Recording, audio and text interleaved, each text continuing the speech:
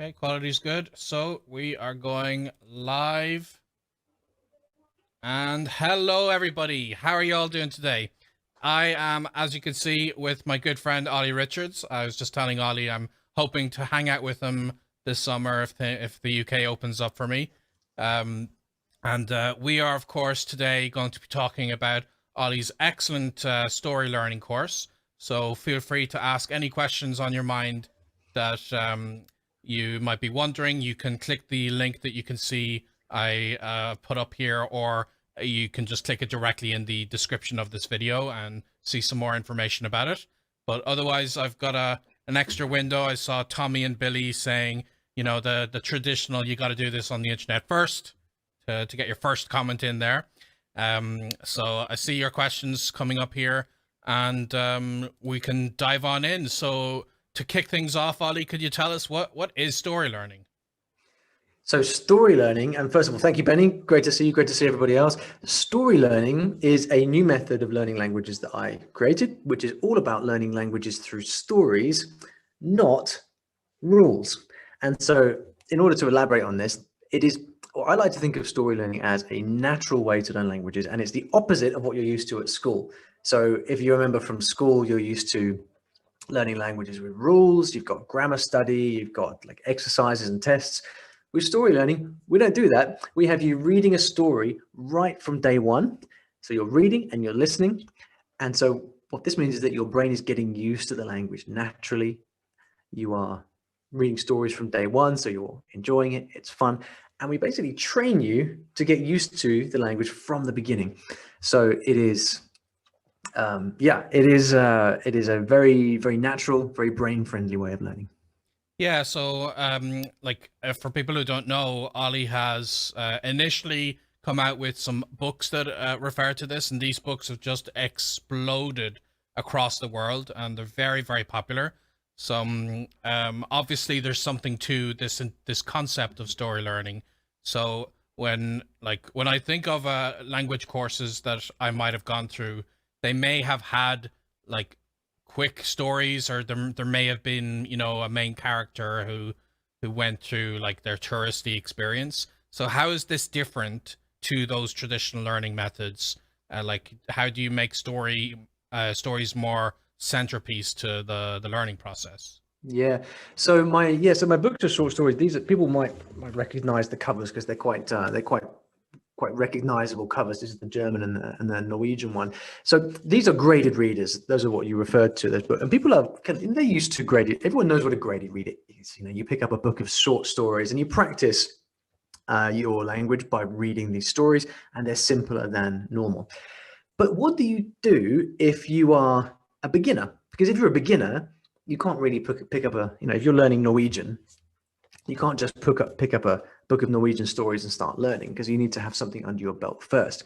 So what we do with my story learning courses is we actually use stories to teach you from the beginning. So these courses are suitable for people who have no knowledge whatsoever, complete beginner, but because they're based on proper stories, they're also good for people who are kind of refreshing. So if you've learned a bit at school or something like that and you want to pick it back up again, it's also good for that. And so the way that we do it specifically is we start with a story, and the entire course is designed around this story. And so you'll have a story that's in 20 chapters, and each chapter of the story is one module of the course. And so in chapter 1, you'll read the beginning of the story, and then what happens is myself or whoever the course tutor is then comes in and says, right, okay, you just read chapter 1 of the story. Now let me teach you some of the stuff that you've read. So the first time you read it, you don't understand anything, but that's fine. It's a kind of an immersion type method. So you read it a bunch of times, and then I'll come in using these really cool video lessons that we have, and I'll pull up the text on the screen and I'll show you, okay, you see this word here, here it comes up again. This is what it means. And so you sort of start to learn naturally through this combination of simple stories, immersion in the language, plus a teacher who can help just guide you and point stuff out. Okay, so that makes sense as a concept, that it could be very useful in language learning, but it kind of begs the question, like, how can you possibly use stories as an absolute beginner? Because when I think of me as a beginner in a language, like I don't have any words, so at best I can see the how are yous and stuff, but to get into a story as an absolute beginner, how do you make that work? So the stories are very simple at the beginning. So this is not like a full book. We write these stories especially for beginners. And so what we do is we use simple language and simple words, so that we can, teach you words and phrases just like you would get in chapter 1 of a textbook. But because we're using a story as the basis of the whole course, what we're able to do is something really cool, which is that we're going to repeat these words and phrases a lot of times within one chapter, but also across the whole story, which means that you can read a word, you can read a new word in a story, and maybe you don't know what it means. So then you take the video lesson where I teach you what it means, and then you see that word again and again and again and again in the future chapters of the story. And what this gives you is a kind of natural repetition. So you know how lots of people really like using flashcards, electronic flashcards on their phone to learn. Well, I like to think of stories as natural flashcards. It's like natural repetition, except instead of just pulling up the words on your flashcards, instead you just see the words coming up again and again and again in the story. So if you didn't have any support, if all you did was have a story and you were left alone and say, right, go and understand it, then you'd be in trouble. And so what makes the story learning courses unique are the fact that we combine these stories with the tuition. So after you've actually kind of read the story a bunch of times and you've watched the lessons, you then know already the important stuff in that chapter of the story, so that you can then recognize it again when it crops up later. Excellent. So, of course, as people can see, we have the link to story learning right here in the video, and people can see it to click through at the bottom. And you're doing a special limited time offer. So this is just for this week. The people can get $100 off. So definitely click through. You'll see a little bit more information while you're watching this this discussion with us. So definitely don't forget to check that out. So how many students have gone through this so far? Like, is this a brand new thing, or do you have some experience helping people with this? Oh no, these courses have been around for many years. We have thousands of students. I've lost track, to be honest. I know that readers of the books I think we've sold over. I think it's getting over 500,000 copies at this stage. Or is it a million? I lose track of the numbers. They change. They change really fast. But we have thousands, probably tens of thousands by now, of students having gone through these courses. And I think the first one was released probably in 2017 or so. So they're already good 4 years old, and they're available in Spanish, in French, in Italian, in German, and in Japanese as well, which was the most recent addition. And yeah, as you mentioned earlier, one of the cool things that we're doing this time is we're actually adding a big live component as well. So normally when you take these courses, they're all self-study courses, which are cool because you can study in your own time. You can make the most of your schedule. But what we're doing for the next 10 weeks is that we're adding a live component as well. So not only will you have the course, not only will you get the $100 discount on the course, but you're also going to get a fantastic community of people who are learning at the same time, plus weekly live Q&A sessions with native speaker teachers, so that you've got lots of accountability and interaction. And we want to make this a really cool experience, so that you're not just on your own, but you're also learning with a bunch of other people, which I know is something that you are a big proponent of as well, Benny. So I hope this is something that people enjoy as much as we enjoy running them. Absolutely. And now is the best time to get into it, because like as we were saying before the call, it seems like a lot of places, especially in Europe, are going to begin opening. Like they're not open right now to the level we'd like them to be, but maybe in a few months the world will be open again. And we were also saying there's some really good deals on hotels and stuff that it would make travel a bit more affordable. So now is kind of the ideal time to, while we still can't quite take advantage of the world because the pandemic is still in force, now is a really good time to really intensively push your language skills up, and like start making plans for those travels. So and for people who don't know of you, Ollie, like what is your background in language learning and what makes you qualified to create a course like this? Yeah, interesting question. So I started my language learning a lot like you did, Benny. I was about 19 years old, and I'd never had any language exposure growing up at all. But I learned my first language, which was French, and I learned it when I actually kind of ran away to Paris after my girlfriend broke up with me unceremoniously. I went into a bit of a spin and ran off to Paris. It felt really bad at the time, but luckily I was able to learn French.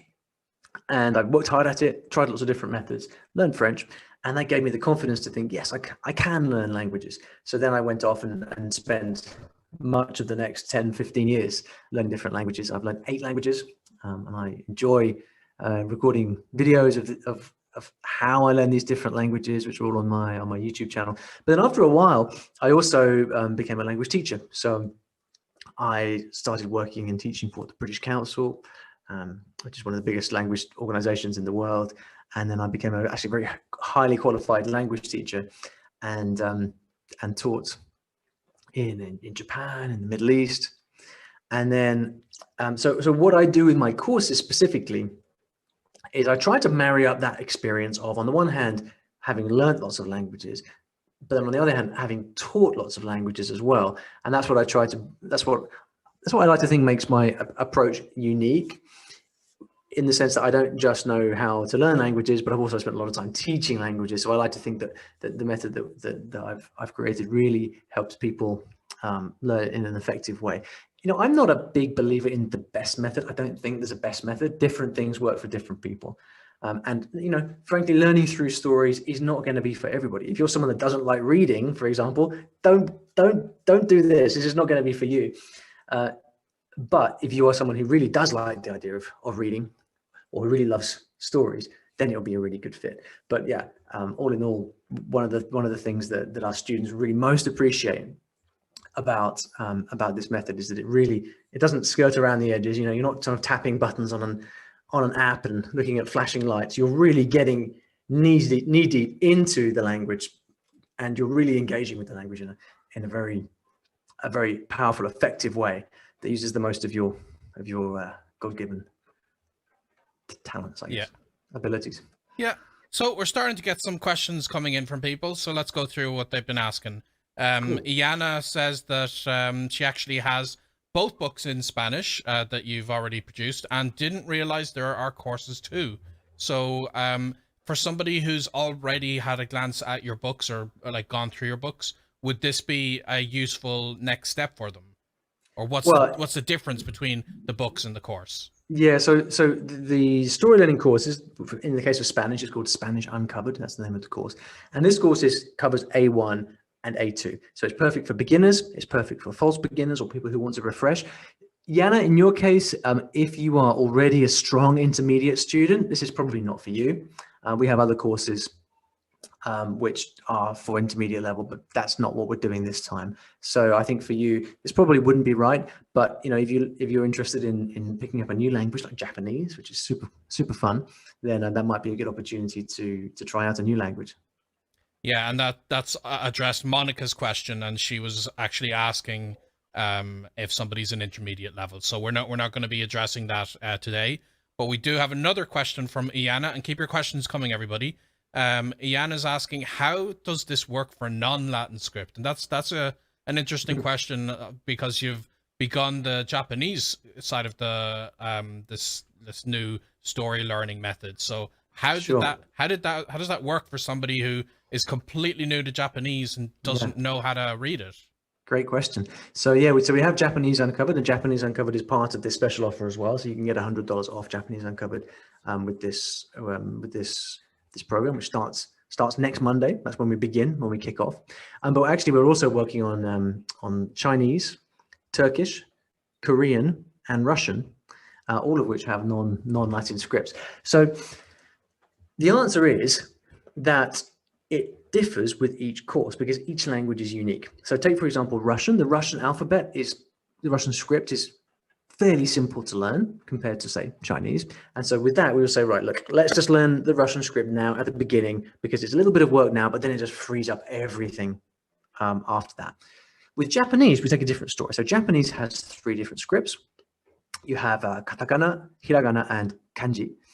And you also have the romanization as well. And so what we do at the beginning is we begin with the romanization, with romaji. And the reason is because I don't normally recommend you spend any time using that. But the trouble is that if we force you to learn the script, hiragana or katakana, before you begin, then you're going to be working at it for weeks or months before you even get to the story. So what we say is, right, we're going to start with the story from day one using the Romanized script. So you'll be reading the Romaji, but you'll also be listening to the story. It's a very important part of the method. You're reading and listening. So you're listening to Japanese from the beginning. You're immersed in the language. And then what we do at the same time as you go through the course, we're also teaching you to read hiragana, to read and write hiragana. So as you go through the course, you're learning to read and write hiragana. And so when you get to the halfway point, then we switch into hiragana. So you start to read the story only in hiragana after that point. So we kind of break you in easily because, you know, Japanese is a difficult language. And so you need that support to get going. And, you know, I've been thinking about this a lot recently. There's so much conversation. What's the perfect method? What's the ideal method? And I really don't believe in that. I think that encouraging and motivating people is just as important, because if you get that bit wrong, everything else falls behind the wayside. So yeah, so for the script we teach you gradually as you go, gradually transitioning into the script as the course progresses. Excellent stuff. And as a reminder, people can check that out here at this link. And you mentioned one thing that you're doing uniquely for this offer is the live stream or the live classes. Yeah. Firstly, what's the price of this course? What's the special offer people are getting? And what exactly does the live aspect of it incorporate? Great question. Yeah. So for this promotion, which we're going to kind of get ready for summer promotion, like you say, it's $100 off. And so all of the courses are usually $300, and the Japanese is $400 because it's a much bigger course. And so the price is reduced from $300 to $200, or in the case of Japanese, from $400 to $300. And you get three very cool things for this price. So first of all, you get the entire course. And this is an entire complete self-study course that you go through by yourself, and you also get lifetime access to it. So if all you wanted from this is just a discount, well, you can go ahead and get it, and you keep lifetime access to it, and that's absolutely fine. But you also get a couple more great things. Secondly, you get a fantastic community of people. We have a Facebook community with thousands of story learning students who are all really into this method. So one of the cool things about joining the community is you get to learn from other people, like how they make this method work for them, like different techniques that people are kind of picking up and trying out and using over time. You get to learn from those as well. So you get the course with the discount, you get the community, but you also get these live lessons. And so what we're doing is every week there'll be a live session from our course tutor who's going to run a live session where they will answer all of your questions. So whatever questions you have about the language, you can get answers there. So say, for example, you've just finished module 1 of the Japanese course, and you're not quite clear on some verbs or something like that. Well, you can come to the live session with lots of other students on the course, and you can talk directly with the teacher and ask them, how does this work exactly? And they'll help you out live there on the course. So you get the course, the community, and also the live sessions as well. And actually, one other cool thing is because everyone's in the same group, so you get to learn from all these other people learning different languages. Which means if you want, you can also eavesdrop on the live sessions in all the different languages as well: the German, the French, the Spanish, Italian, the Japanese. So there's a real nice community sense going on. Excellent stuff. And we got a question ahead of the call from somebody who wants to travel with their children. So if somebody was thinking, 10 weeks from now, maybe I'm going to finally break this whole pandemic and finally get my first taste of travel in a long time, but I have a child who'll be traveling with me. Can they somehow use the course, or can an adult use the story aspect with their child, or how might that work? Oh, so actually to be learning with the child, you mean to be teaching them the language as well? Yeah, I mean, what do you think? Like either the child by themselves or the adult and the child learning together? Yeah. So one of the really interesting things that I've discovered in the last couple of years is actually a lot of parents are going through these courses with their children, and the reason is that if you're a 10-year-old kid going through taking high school, I guess it wouldn't be high school, would it? I don't know the American system. If you're taking school, let's call it school Spanish. Generally speaking, you don't like it very much. The method is not very engaging. You've got these big classes. And so what a lot of students tell me is that they start going through the stories from the course with their kids, and they really, really like it, and they get really motivated for the first time to actually learn Spanish or whatever language it may be, because it's so different from what they do at school. My feeling is that it's suitable for children of 10 years and older. So if your child is, anywhere under the age of 10, I think it's probably not quite right, because it's not designed primarily for kids. But from 10 years upwards, then all the signs are from the parents that I know that it works really, really well. And certainly from 14 upwards, that's the age. At that age, they'll be able to actually use it by themselves as well. So I hope that helps. Yeah. And we got a question in from Darren, hopefully I said that right, who is asking, like, what level should people expect, or like what do you think people can do by the end of the course? Like, he's wondering, does it get you to level B1, or like what are you thinking, like what can people do at the end of this 10 weeks? Sure. So the syllabus of these courses basically match exactly what you'd expect from a beginner, say a kind of teach yourself textbook, or a Asimov textbook or something like that, which is 0 beginner to intermediate. Everyone that takes the course, like any textbook, is going to get to a slightly different level. They're going to be able to do slightly different things, but the aim of the course and the contents of the course cover A1 and A2. And what that takes you to is the point where you can communicate.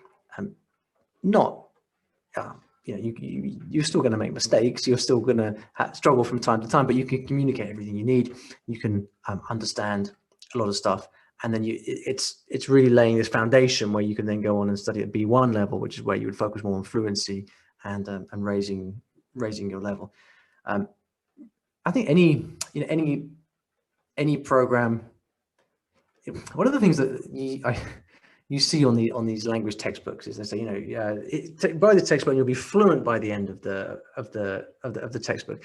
And I always think, well, does anyone actually believe that? It doesn't make any sense to me. You can't just read a textbook and then become fluent. There's lots of other stuff you've got to do. You've got to practice speaking a lot. You've got to listen to lots of content. So I don't make the claim that you go through, say, Spanish Uncovered and you're fluent in Spanish by the end of it. That would be silly. But what I can say is that you'll be at a solid intermediate level by that point, where you'll be able to communicate what you need to, understand a lot, and then be ready to take your learning to the next level. And in terms of if somebody is a false beginner, like they're not, like we've already mentioned, this isn't for intermediate learners. But if someone has got a little bit of experience, maybe they took a bit in high school and they didn't get that far, then since this is generally made for absolute beginners, would it still be useful for them, or what would they get out Absolutely. of it? In fact, we get a lot of students who have taken A1 and A2 courses. So some people might find this familiar. So we'll have students who say, I've been studying Spanish for years, but I never really understood the grammar properly. So I want to go back and do this from the beginning with this method so that I can really wrap my head around the grammar. So if you're someone who feels that you're maybe at an A2 level, and you feel like, I know some Spanish, but I've got lots of holes and I don't really understand how it all comes together. One of the great things about the story learning method is that because we deal with stories and you're always immersed in the language by reading and listening to it, you're going to get lots of opportunities on the course to actually have that feeling where things come together. And then you finally say, okay, now I understand how that grammar works, or I finally get it.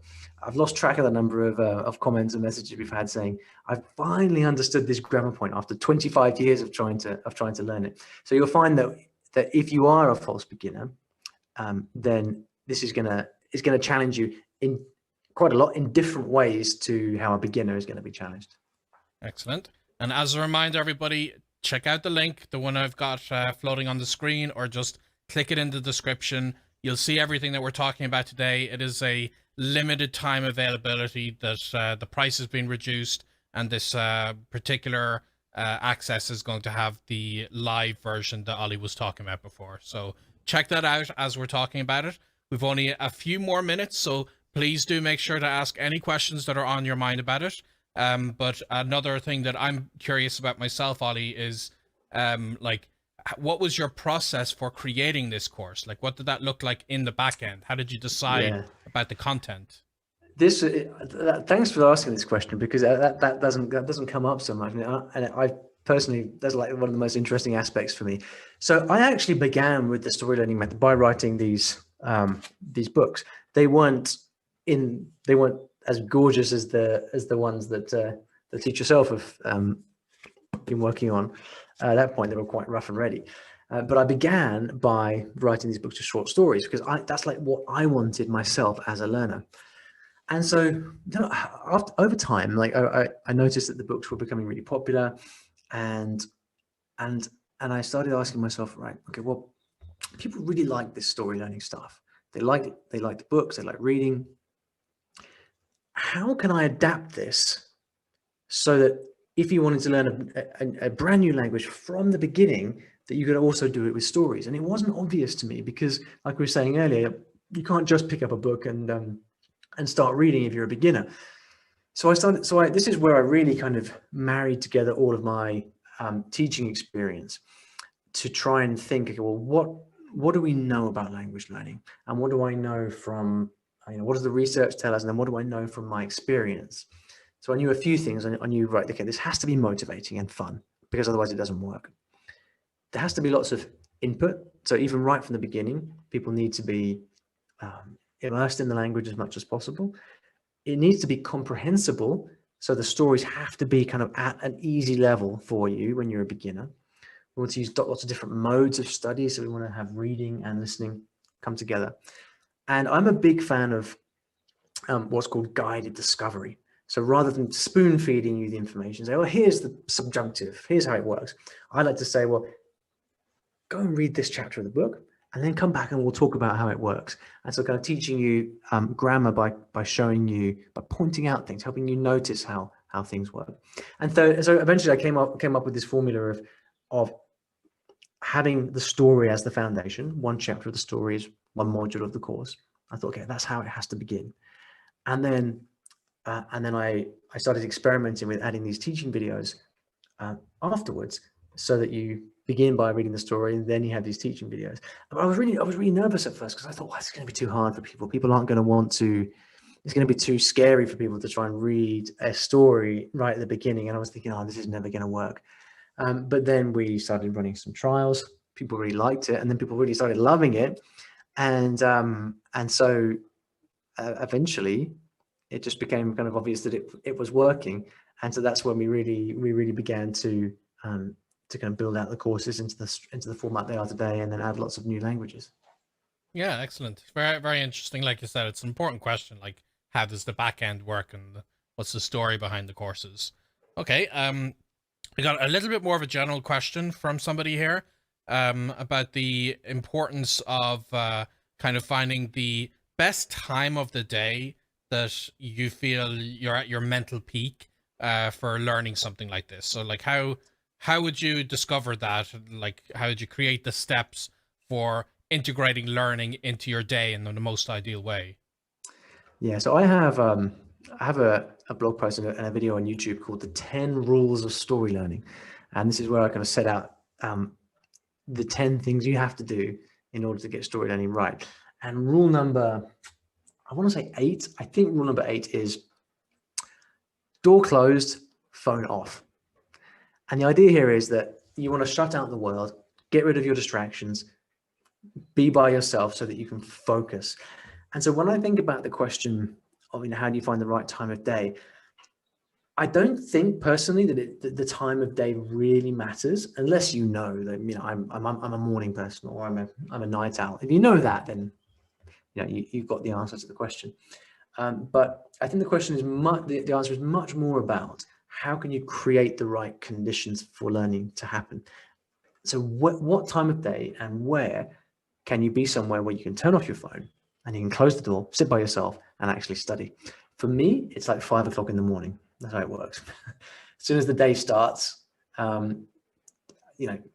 forget about it. I know people are trying to call me, and I've got stuff to do, and in the evening I just get too tired to concentrate. So I would kind of throw the question back at you and say, where can you create that environment of focus and concentration? And whenever that is, that's your best time of day. And what would you say, Benny?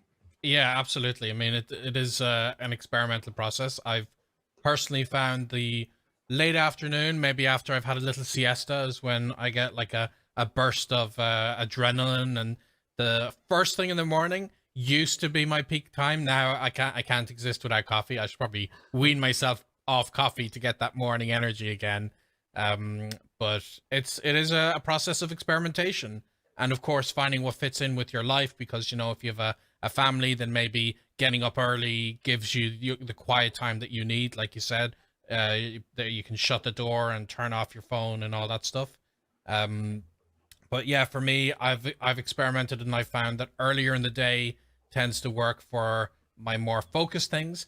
Doesn't mean I can't learn in the evenings, but I will do things that maybe require a little bit less focus. Like I might review my Anki decks or something that still require me to put some energy into it, but it's not as much energy as a class with an actual person that I have to be like actively engaging with somebody. So you can mix and match, and certain times of the days are a little bit more ideal for certain other things.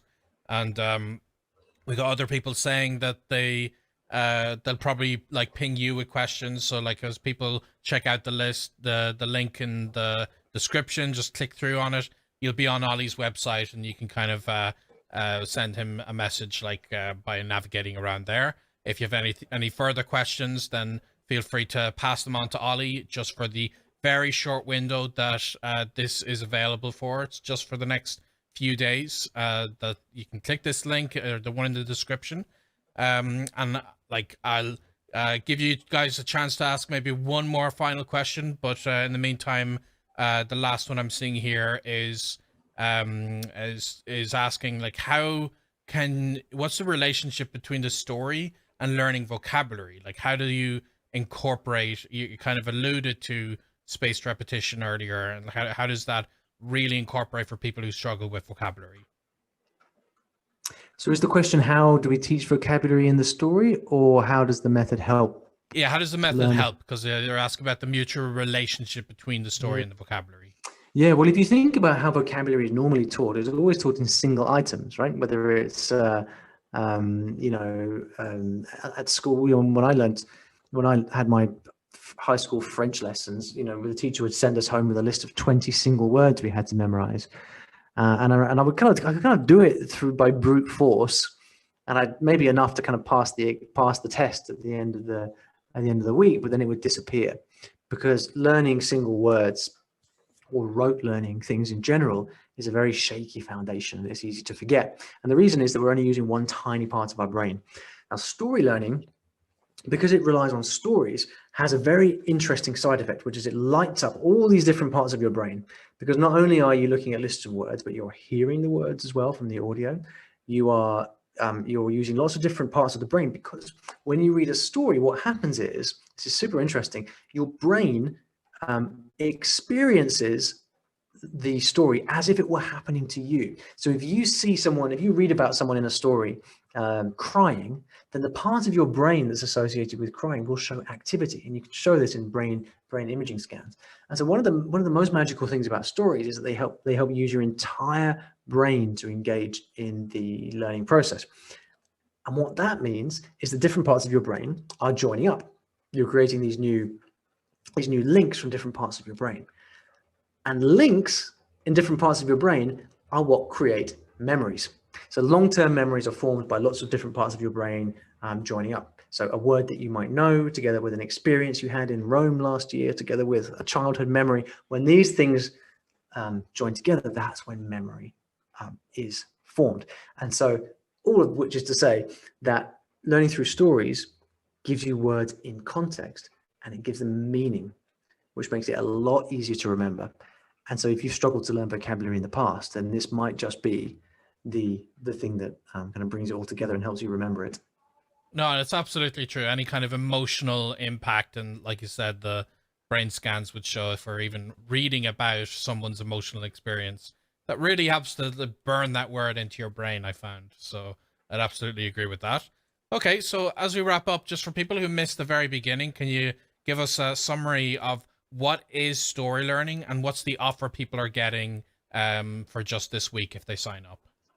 Yeah, so we have a brand new program beginning on Monday next week. It's a 10-week live program where you're going to be able to learn through story learning, which I'll explain in a second, together with a $100 discount on courses, a wonderful community of learners, and also some live language sessions as well. Story learning is a method that I created where you can learn a language through stories, not rules. So if you are used to studying in a traditional way and it doesn't work out, hasn't really worked out well for you, then maybe it's time to try something completely new. And that's what you're going to be doing with story learning. We have courses available in Spanish, French, German, Italian, and Japanese. This time next year, there'll be 5 more, but that's it for now. And the courses you get to keep forever. It's lifetime access. We have this special 10-week boot camp that's starting on Monday next week. And this is especially so that you can learn a language right now to get ready for some, hopefully, travel in the summer. But if not that, then you're learning a skill that you'll be able to take with you for the rest of your life. So as Benny says, the link's on the screen there. You can click that and that will take you through to a page where you can see all of this information in more detail. And if you have any further questions, and from that page, you'll be able to ping us with questions and we'll get back to you. Yep. Absolutely. So thank you very much, Olly, for joining us in today's live stream. And thank you, everyone, for all your great questions today. I think we've addressed a lot of stuff.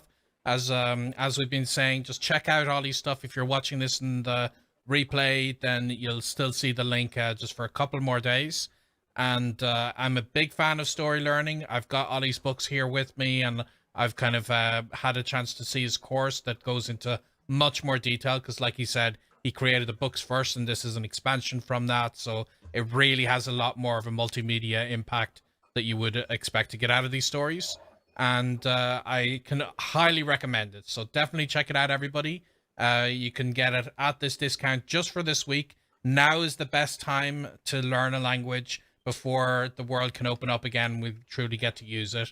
So I really hope people will check it out. So thank you so much, Olly, for joining us. And thanks, everybody, for all your questions.